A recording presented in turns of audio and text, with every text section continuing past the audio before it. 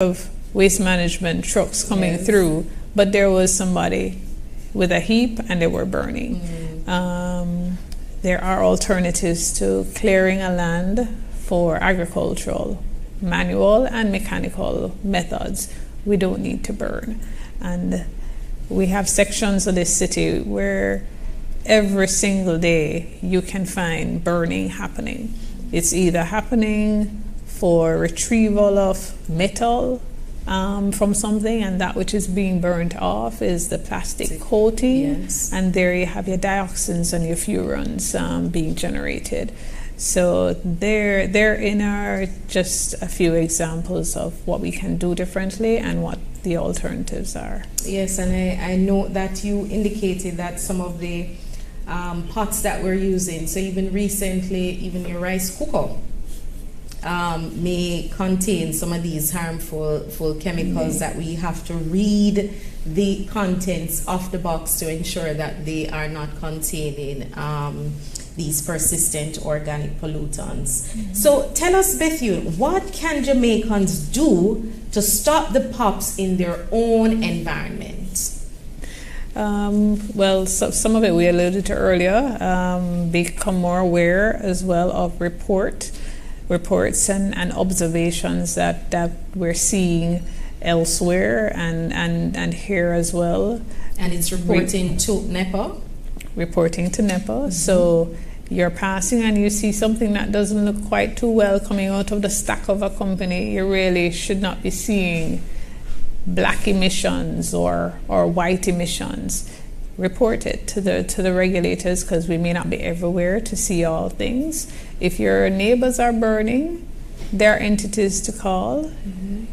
The NSWMA also has responsibility for waste management. So if we see breaches happening, know that your health is at risk, that of your community is at risk, and we're of a culture that we don't want to be informal, but at times it is a greater risk to us when we don't.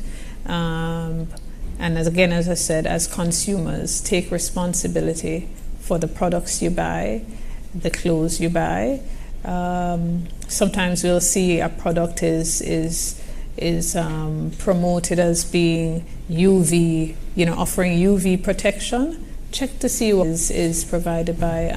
At the recent COP, there was a new addition to the list of POPs to be eliminated, and it was one for UV protection, UV 328, and another flame retardant was also added. So we can check our products, those products that when we buy clothes and our products are said to be stain free. Right. Those properties that are offered are sometimes of materials and chemicals that are POPs. So just take the extra effort, do a bit of research on what you're buying, what is in it. If you don't see that info, then go buy a product where you can see the information, because even whilst in use, you can be exposed to the chemicals and suffer the effects of it, and it's long term, as we can see.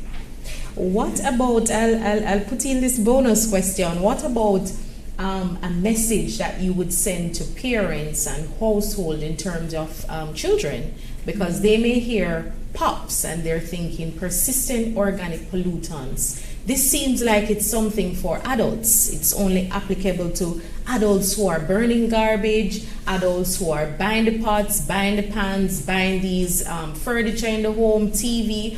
What would you say to families who need to know more about POPs and by extension, let children know in school education? What would you say to families in terms of their awareness to POPs and perhaps NEPA's role in, spreading that message and educating about POPs? Okay. Well, immediately comes to mind is the product that, through the assistance of UNDP, is one that it may look like a kiddies book, but it's more than a kiddies book. It's a family educational tool, and what it does is to bring to real life for kids and their families some of the things that they interface with, that which is in their home. I think as it relates to children, and children love fire. Yes. You know, I think the messages as it relates to fires would be one that they could relate to quite readily, from a safety standpoint, not just about being burned, but should we have an accident in the home, some of our basic household items, once they start to burn, you know, that which we're impacted by. Or something as simple as, well, you know, to fight fire, you would want to probably have a fire extinguisher in your home, but you also want to pay attention to what is in that fire extinguisher. Is it a foam that has a POPs, or is it a PFAS-free, you know, firefighting agent? And so just things which are everyday in our homes, you know. Not because the fire looks pretty, let's not burn the plastic bottle, let's not. And that would be the basic message to families. And also to access the POPs book from NEPA, to have that as a family engagement. And it's also summer, so kids like to play outside, so even playing in the, you know, vehicles that are not in use, that is also something that they would have to be mindful of. Right, and or vehicles, even us as drivers, when they're locked up for long, those dashboards, most of what are in your vehicles, flame retardants, and then depending on the age, Jamaicans like to have imported used vehicle. So whereas a later vehicle might not have something, an older one is likely to have it. So we want to be cautious going into the vehicles, you know, open them, allow some air ventilation before we get in, because if it's an older model and the interior has whether UV protection or flame retardant, then you may be over time be exposed to POPs. All right. So as we seek to get rid of POPs in Jamaica, UNDP and NEPA have joined forces to educate children and families about POPs, also known as forever chemicals. I videotaped a special message promoting this excellent resource for families. You can secure your copy at NEPA. Take a look. Hi there, parents. I wanted to introduce you to Let's Get Rid of Persistent Organic Pollutants. I'm proud to share that the United Nations Development Program is supporting the government of Jamaica in raising the level of awareness about persistent organic pollutants. And so we have created this book, POPs and the Family. Let's color, solve, and learn. So you might be asking, what are POPs? POPs is persistent organic pollutants, and they can be harmful to health and the environment. Now, how can you get involved? We want the entire family and Jamaica to come on board and help us to stop the POPs. In this activity book, we help to share some useful resources of how parents can support to ensure that their children are not exposed to POPs. At the back of the book, we have some tips. Parents, you have to come along with us on this POPs journey. Now, here are some of the interesting tips that we have. We want to ask you to avoid playing in old and discarded vehicles, as they may contain these persistent organic pollutants. Who like to burn garbage in the backyard? Can you believe that when you burn rubber tiles, when you burn chemicals, when you burn electrical wires, those are actually releasing POPs? Let all of us come together and help to stop the POPs. All right, and now we have a word about POPs pesticides. How has Jamaica progressed in protecting farmers and garden enthusiasts from these types of forever chemicals? Let's watch this clip featuring the Pesticides Control Authority. PCA has continued the work of removing some of the pesticides that are on the Stockholm Convention. And in 2011, we also placed 4 additional pesticides on our second schedule. So that's our prohibited list. As it is now in 2021, I can say that Jamaica is almost free of persistent organic pollutants for pesticides.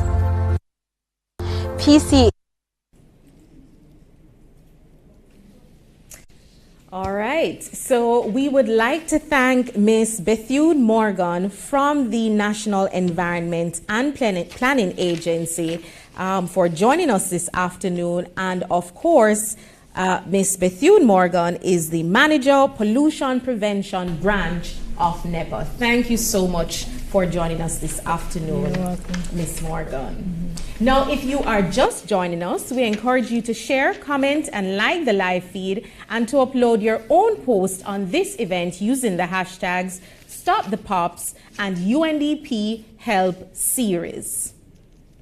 The floor is now open for questions and comments.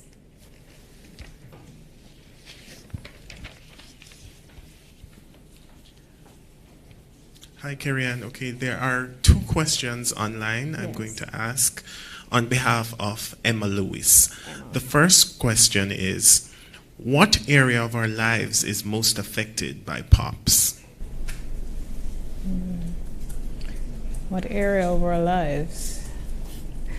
I would say our health, and it's impacted, and persons aren't aware as to what has caused the impact, or that they are even impacted until years down the road there is a presenting.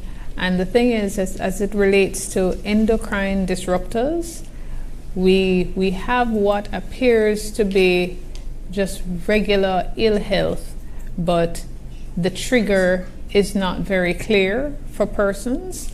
And when you consider that our endocrine system, it has so many aspects to it, that it could be a fertility matter to a thyroid issue that triggers a heart snap. It's varied, and it's not easy for one to correlate this to POPs, but they are seriously mimicking chemicals. And I would say that the greatest impact would be to our health, and that which persons aren't readily able to correlate to, especially if it is that your exposure has been due to long-range transfer of the problem. So a migratory species may have been responsible for your exposure, but because it wasn't used here or produced here, you would not have associated your ill health to such. Okay, another question from Emma Lewis. What are the obsolete pesticides? I understand we are still using glyphosate, Roundup. Does this not contain POPs? And there have been court cases in the US regarding cancer risk. All right, so in the absence of the Pesticides Control Authority, the best response that I could give is that those that were named just now may actually not be listed under the convention. DDT is one of those pesticides that is a POPs, and it is not one that is in use.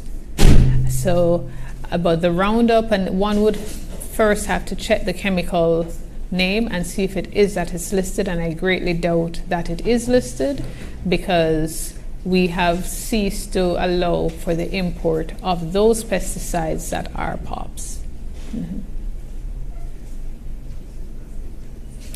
To our live studio audience, please of course indicate that you have a question by raising your hand, and you will be acknowledged and a microphone provided to you. And for our guests on Zoom, please use the Q&A feature or the raise hand feature, and we will open your mic to allow you to speak. For our guests on social media, please write down your questions and we will share them live in your name. We are still on the floor for questions. Hi, good afternoon. I am Janine Shepard. I am one of the youth partners here for UNDP. I run Youth for Excellence. And I'm quite curious, what plans currently does NEPA have to engage youth regarding its awareness campaigns on POPs? I have a project coming up right now with the Ministry of Agriculture and ROD and several other entities regarding Farm the Future, which is supposed to be a more climate resilient form of agricultural training, hydroponics, aquaponics, that kind of thing. Mm-hmm. But before coming here as a young person, I never even knew what POPs were. So I want to do my part, but I want to know, are there any plans to engage us, say, beyond this session? Well, we have an MOU with the Ministry of Education, and so through that relationship there would be transmission, particularly using the book that was generated through the UNDP and under the project. We also have we've already been distributing through not just the schools, but through church entities. Staff have been taking through to their church groups, their Sunday schools. Right now there are summer camps happening. My church, their summer camp starts with their juniors this week.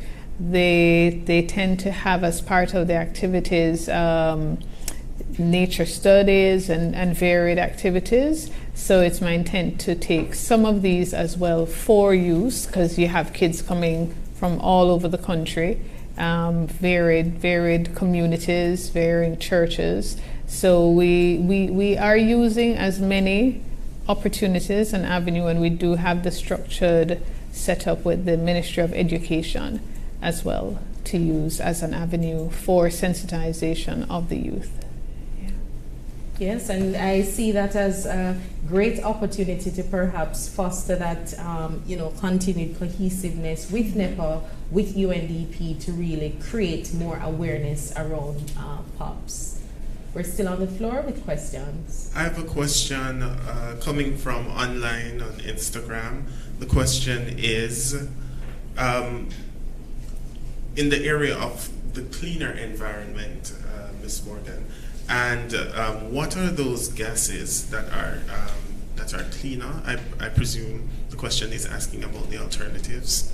What are some of the cleaner gases that are used? What are some of the causes or effects? All right, cleaner gases. Well, if you're going to go for, I'm assuming that the question is coming maybe from a context of power generation, and we have seen where there has been fuel with lower sulfur content, but if it is that we want to be considering cleaner in the general context, then you would really want to be looking at those generating capacities that are not using fossil fuel, and more renewables, or solar or wind. We're able to use tidal. In a country like ours, we do have the potential for enhanced solar, but we would want to be using less of the fossil fuels if we're going to think cleaner. And even with the fossil fuels, there has been the opportunity of making them cleaner by desulfurizing them, and based on some of the sources, whether less of the heavy metals in there. Hopefully that would have responded to that person, and as such, moving away from those fuels, if you don't have complete combustion, then you're looking at less dioxins and furans, which is where you get the unintentional POPs being generated. Mm-hmm. Good afternoon, everyone. I'm Indy McClymont Lafayette. I'm a communications consultant working on issues like environment. And congratulations on this initiative. It's been a while since I've seen anything publicly on POPs, and I think so much more needs to be done. But my question is the material that you're working on and developing, their dissemination. Will we be seeing, for example, more videos and stuff in mainstream media and social media on these issues? And I must declare my vested interest because at home, my dad and I have a constant tussle because he loves to burn. And so we argue all the time. So what he does is when I'm not there, that's when he chooses to burn because I put on my foot, no burning. But so I want some of these stuff that I can, when you get sometime another perspective other than your child telling your daddy X, Y, and Z. Just somewhat, when he sees a campaign, then he can also see objectively that this is a big issue. So I really would like to know the plans for getting the general public more aware. Mm-hmm. All right, that sounds like part of a broader communication plan, which I don't know that I'm in a position to speak to, but as it relates though to the message of just burning, we unfortunately haven't done well across the regulatory sector in enforcing those regulations and laws that exist as it relates to burning. And if we could improve on the compliance regime surrounding those, we would actually address many other issues. So if it is that those orders and those nuisance regulations, that if we could get to the stage where we're not afraid of some of the social issues that accompany some of the areas that we have the prevalence of these activities, and we can have a police officer not standing right next to a little heap that somebody just lit, and he responds to the fact that that is actually an illegal activity, and persons recognize that, there is an action that can be taken that is a legal action because I burned something in my yard, then we would have less of that. Because what you find is that when you tell persons about, POPs is going to affect my health, I'm going to go dead one day, Unfortunately, that's a reaction you get sometimes when you try to use the health stance, and especially if it's not a death that's going to be immediate, you sometimes don't get the needle being pushed as much. But if we could improve on that regulatory compliance to burning being illegal and it not being allowed to be a cultural practice that we keep propagating by not doing anything, then we could solve some of those issues. And unfortunately, the persons who burn are the ones who don't have asthmatics in their home, or they wouldn't burn, but you'll have that those persons are more sensitive to the issue of burning because it is a lethal activity for those persons. Yeah. Hi, it's me again. So I'm actually very interested in everything that you've been saying here. That's why I've just been firing off with some questions. But, what you just touched on in terms of the issue being only relevant to persons who would mostly suffer from it in its saliency, it's at the front of your mind. I want to really bring that to agriculture. I'm just recommending, if it's not already thought about, some sensitization sessions for farmers. If that's something that you're looking to do, I'd be happy to help with that whole process. So just throwing it out there, plugging that, hey, we have Farm the Future. So if NEPA wants to look at that, All right, noted. Thank you. All right, another question coming in from the Zoom platform, Carrie-Ann. Yes. How much does the manufacturing and other industries contribute to POPs, and what can we do about it? And are there industry regulations? So that's a three-part question.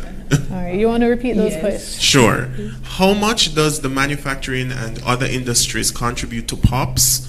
What can we do about it? And are there industry regulations? Okay. So industry would contribute from the standpoint where if there are manufacturing and emissions are being generated and their systems aren't well maintained. So just like with your vehicle, if you don't service it on time, your combustion is not going to be appropriate and correct, and you're going to be blowing black. So similarly with industry, those who have activities that have them having a stack and generating an emission, if the maintenance regime is not maintained, you will find that their outputs from their stacks are going to be generating unintentional POPs. And yes, there is a regulatory regime for such operations. There's an air quality regulation, though a license under that is applicable when an operation is at a certain extent. But even when it's not, the manufacturing process itself is likely to be one that is one of our prescribed categories, and as such requires an environmental permit. And by having the environmental permit, if there is a source for air emissions, then an emissions inventory would be required of such an entity. And there are regulatory readings that are done of their stacks. So that would be my response to that three-part question. Mm-hmm. We have another question on the floor. Go ahead. Not really a question. My name is Aaron Silk. I'm an artist coordinator of Voices for Climate Change Education under Panos Caribbean. And we are currently in partnership with UNDP and Cool Down Jamaica campaign. You know, right now I'm seeing that there's a great need, you know, for awareness and also sensitization and what is happening with POPs. You know, so Voices for Climate Change Education, we're throwing ourselves out there to NEPA because this is what we do. You know, as artists, we bring the message with entertainment, draw the mass of people, the people who would normally be neglected, are the people who normally don't have interest in what you're hearing, even with burning. You know, because I heard you said earlier about people with asthmatic family members. A lot of them are not aware, still not aware that, you know, this is a problem and is a hazard to their own children in burning, because a lot of them still does. You know, so this, you know, this is really asking for the help of Voices for Climate Change Education to bring some, you know, awareness. Okay. Noted, and I'll ensure that our PubEd side knows that there was an invitation that was put out there. You have two. Two. Yes. We have another question online. Yes, Carrie Ann, another question coming in from Shanique Lee Lones. Her question is, has NEPA considered partnering with the Jamaica Fire Brigade's Fire Prevention Division to sensitize the public on the disadvantages of practicing open burning? All right, the partnering with the fire brigade as it relates to open burning, offhand I can't say that we have partnered in that context, but we do work and partner with the fire brigade on other matters, and even in the context of POPs, when the project was being done to update our implementation plan, the fire brigade would have been integral to that activity and that process. They are actually one of the users of a significant pop. There are some firefighting foams that are pops, and they are making efforts to ensure that alternatives are what they use. But there are other entities, though, that other regulatory bodies, as it relates to open burning, such as those under the Public Health Department and the NSWME as well. And so what you'd find is that we do collaborative efforts and work with them. At times when there are events, whether they be incidental fires at the disposal site or wherever, we will combine to have monitoring done. And so within that context, more for the open burning, more so with other regulatory partners, but we also otherwise partner with the fire brigade. Mm-hmm. Any other questions? Another question from me personally, sure. Ms. Morgan. I wondered if you could just clarify and reiterate how you can identify or you can spot POPs, what you can do personally as an individual to stop it, and just reiterate for me the impact that POPs can have in a real way on your health. And on the health of humans as well as animals. And the environment. Okay, so identification, to be able to identify, we need to be sensitizing so persons are aware of what are POPs, you know. So we'll see acronyms, we'll see PCB. We may not be able to identify some, but if we know that items that are plastic may likely have features that we don't want the plastic to break down in the sunlight, or we have or plastic in the home, whether products, toys, we don't want these toys, should they be burned, to release. So though persons may not be able to identify the POPs themselves, in sensitizing though as to what items are likely to have POPs, then we can instruct, read labels when it comes on to say buying our pots and pans. With some of our bottles, when you look at them, you'll actually see it says free, you know. So when you look at the items, people are now marketing the items to say that they are particular item free, you know, BPA free, P4 free. You know, and so you want to be guided by labels such as this.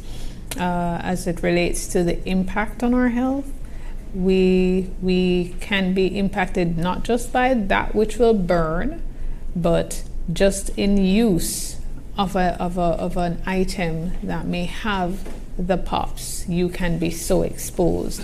You can be exposed over time if you're using a non-stick pan that has P4 in it and you weren't aware before. So if you have a non-stick and you're uncertain because the label may be gone, you might just want to park it and just go buy one that is ceramic or that has labeling that you can identify. So if you're in doubt about something, you have an old TV at home with big back, you know, you know, you have an old car, you want to be a little bit more circumspect, you know, with those, because you might not have labels to guide you.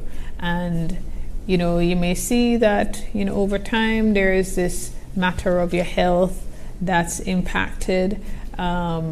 You know, you've heard today's, you know, you hear that, you know, these POPs can be endocrine disruptors.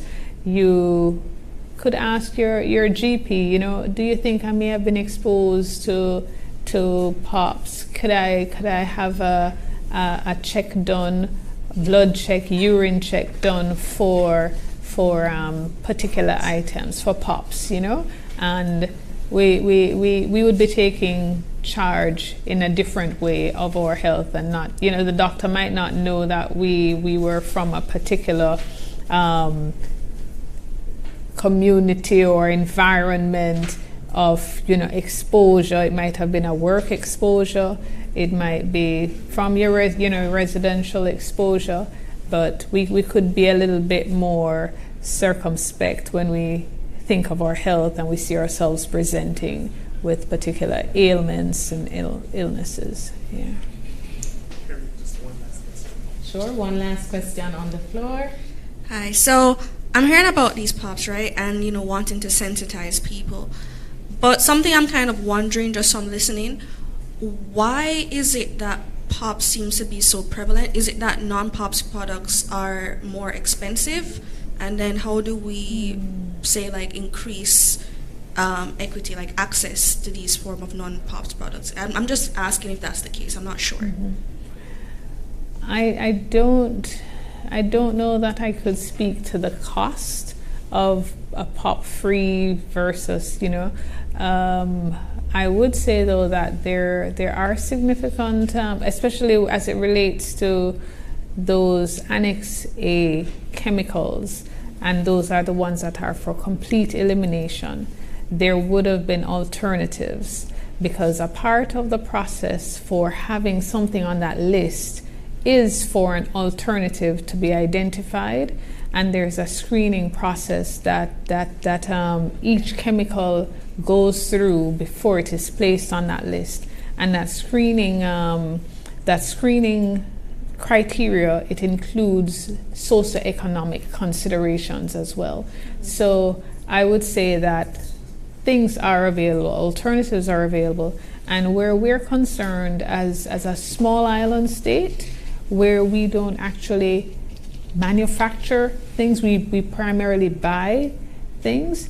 It's as the manufacturers and the developers go that our purchase and consumption goes. And so we just need to make an intelligent choice as to what we are buying. Absolutely important. I was totally ignorant to this POPs. This is the first time I'm hearing about it. So now I heard you said something about the doctor, but are the doctors aware of this and know about and know how to, because this is very important. Yes. Well, the doctors, I would think our doctors would be aware that, especially as it relates to hormones, that there are hormone mimicking chemicals, and that's why you'd see when you go to the shop and you buy your chicken, you notice that the chicken is being promoted as hormone free. But can they identify POPs differently? POPs can be, yes. We do have, at the university, we have labs. Some of the assessments that were done on Jamaican subjects, breast milk, these were done and assessed here at the university labs. So there are labs that can assess, and the world is such now that you can send your stuff to Florida. But yes, we do have our chemistry labs here at the universities that the potential is there to assess. Yeah. Another question here, Kerry, the questions are coming in. Is there a list of POPs that the public can access so that they do not purchase or use everyday items containing POPs? There is a list of POPs. It's in the convention text. It's just that when the general public, if you look at some of these chemical names, you would not be, but and then we would have to be careful as well in terms of naming brands, Yes. So we would have to be cautious about putting out a list of, but we could speak non-generically, about, non-stick, So, and we can tell you P4, this is the chemical acronym, and then you can when purchasing, because the manufacturers are wise and they are trying to advance market share by demonstrating that they have this product and it is free of PFAS, free of P4. It's just that sometimes we tend not to read the fine print, but it's there. But yes, there is a list. There's a list as is in the convention. It's just that it would look like a headache for somebody who is not a chemist or chemically inclined. I think we have a question here. I think that we can, as UNDP, we can undertake to perhaps extract some of that information from the Stockholm Convention and have it available on UNDP's website. Yes. To the extent that we can find simple language that explains some of that text in the Stockholm Convention, we undertake to have it available between this evening and tomorrow on UNDP's website. So you can go to www.undp.org/Jamaica, and that information will be available. We give that undertaking. Yes. And just to reiterate again, the good thing about the production of the Pops and the Family book is that it was created in the context of Jamaica. So even when we look at paint, you know, as Ms. Morgan had mentioned, you know, the TV or furniture, simple things, and we have tips to the back of the book that indicate what families can do to stop their or reduce their exposure to persistent organic pollutants. So this is a great resource, and it's also available on UNDP's website for access, and of course you can visit NEPA to get your copy of this book. I just wanted to endorse what Gillian said, because I thought that was a very low-hanging fruit if we can get a NEPA person to just simplify it and then UNDP pretty it up and we get it out there, because that's simple but critical information that I certainly, and I'm sure everybody here in the public would like to have. Any other questions? That's it for now. That's it for now. What an interesting feature it has been today in our UNDP Health Series. So as we wrap up today's Health Series topic on persistent organic pollutants, I extend a big thank you to Bethune Morgan, Manager, Pollution Prevention Branch of the National Environment and Planning Agency. Thank you very much, Ms. Morgan. Thanks to our studio audience as well, to those who joined us live on Zoom and social media. Remember to keep the conversation going online by using the hashtag StopThePops and hashtag UNDP Help Series. I am Carrie Ann Willis, signing off on behalf of UNDP Multi-Country Office in Jamaica. We close this afternoon with a reminder of how to stay safe from POPs, followed by our corporate message from UNDP. Good afternoon. My message to Jamaicans on a whole would be to take in high regard your health, appreciate the relationship between your health, your well-being, and the health of the environment. Say the farming community, with all chemicals, you have to wear your personal protective equipment. Where possible, look for the alternative.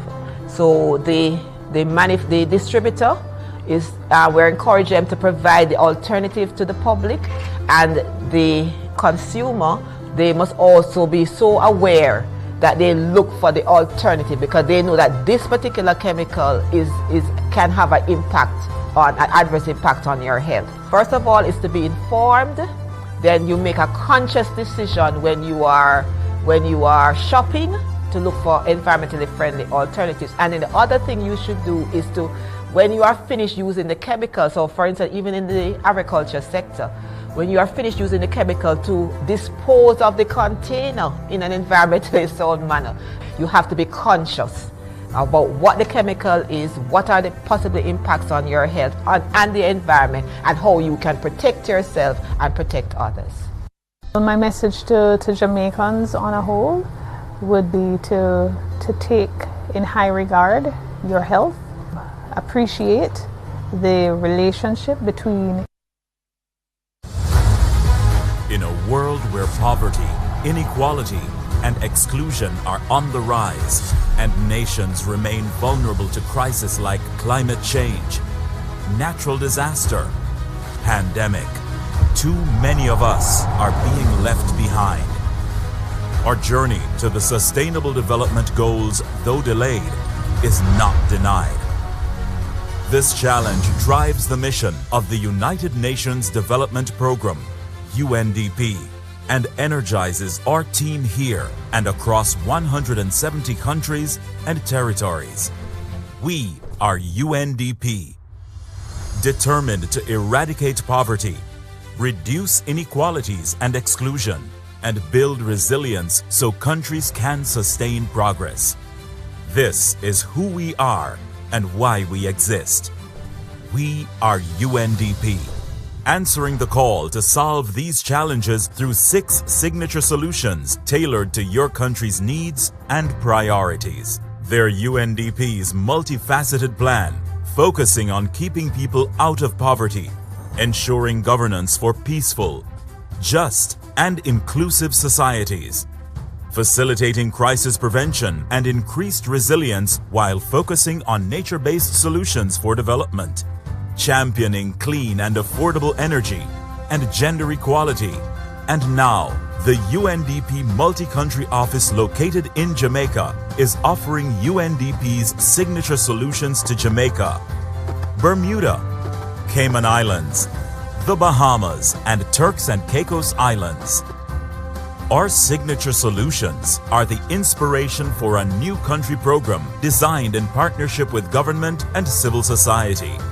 Together, we're taking aim at multidimensional poverty by addressing social resilience and inclusion, citizen safety and security, and rule of law, climate change resilience, and sustainable natural resource management. This means day to day, we are on the ground, supporting crisis prevention, response, and recovery from natural disaster, championing livelihoods that preserve and heal our planet, helping the vulnerable access opportunities to thrive, supporting countries accelerate action on climate change, supporting your vision for clean energy and water security, partnering for equity, justice, and security for all. We are UNDP, ready to mobilize development financing for your big ideas, ready to advance the effectiveness of your solutions with innovation and digitalization so that your solutions make a real difference in people's lives. We are UNDP. Count on us to maintain our global reputation for transparency and accountability on your development needs. Count on us to help you access our global policy network of experts and resources. If your goal is to end poverty, lift the marginalized, and strengthen your nation against crisis, think UNDP. We are ready. We are ready to partner on your solutions to eradicate poverty, reduce inequalities and exclusion, and build resilience so your countries can sustain progress. We are UNDP.